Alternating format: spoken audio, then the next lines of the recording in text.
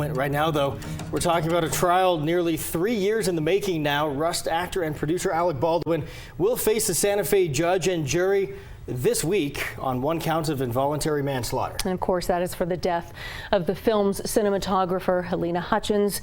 But before jury selection gets underway, tomorrow, we presume, Judge Mary Marlowe Sommer had to sort out some last-minute motions today, and Baldwin was in court for it. Today, Judge Sommer ruled on a very key point, siding with Baldwin's team. She decided she will not allow evidence in the trial regarding his role as a producer of Rust. Prosecutors tried arguing being a producer made him at least partially responsible for keeping that set safe. I'm having real difficulty with the state's position that they want to show that as a producer, he didn't follow guidelines, and therefore, as an actor, Mr. Baldwin did all these things wrong, resulting in the death of Halyna Hutchins, because as a producer, he allowed this all to happen. Judge Sommer will also allow the prosecution, though, to show jurors evidence of Baldwin shooting guns on set. There's video of that. But she will not allow them to use audio evidence of Baldwin yelling at film crews. Well, with the trials, public interviews, and lawsuits also comes a lasting impact on our state's film industry. Yeah, from actors to filmmakers to state leaders. There is a new focus on safety that really hasn't faded in these past 3 years. Julie Frendak explains how it's only gotten stronger. Roger Ivins took some friendly advice to heart in 2018. You know, you should be an actor. You have the look of a bad guy. It's like you're so nice in real life, but you can look mean. He picked up a few small roles,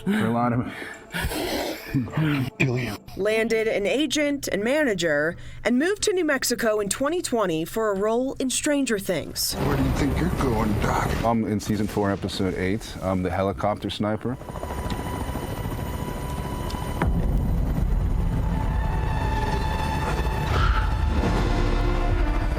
His biggest role to date. And my first one in New Mexico, so it was special to me. About a year later, he auditioned for Rust.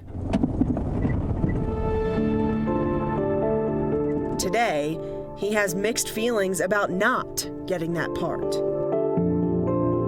I would like to be a director one day. I usually stand behind the director, and I like to be engaged into everything that's going on.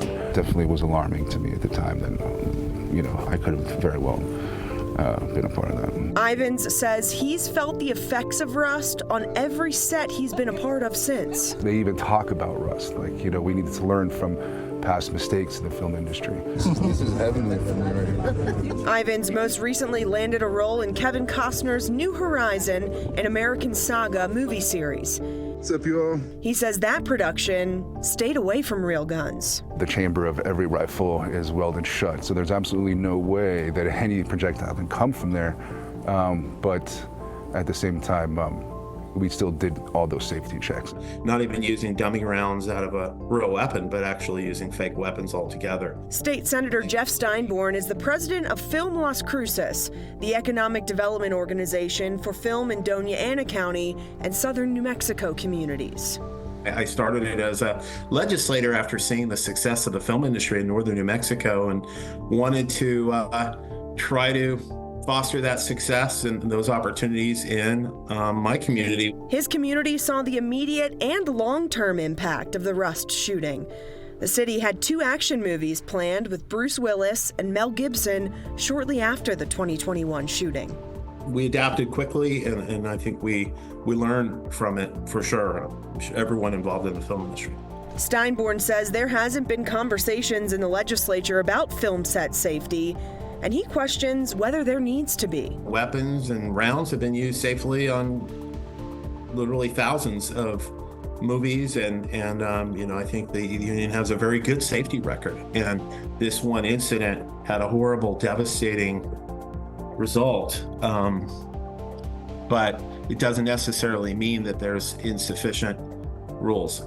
A tragedy that sparked tough questions and a lasting focus on safety. I think it's made the film union more vigilant and aggressive and focusing in on work hours, other kinds of protocols to protect workers, And that's, I think, the place to focus. We have learned, the film industry has learned that we need to be safer with guns and not use real guns. Julie Frendak, KOB4. We reached out to the Albuquerque Film Office, the New Mexico Film Office, and the local branch of IATSE for some comments on the lasting impact from the Rust shooting, but nobody was able to sit down for an interview.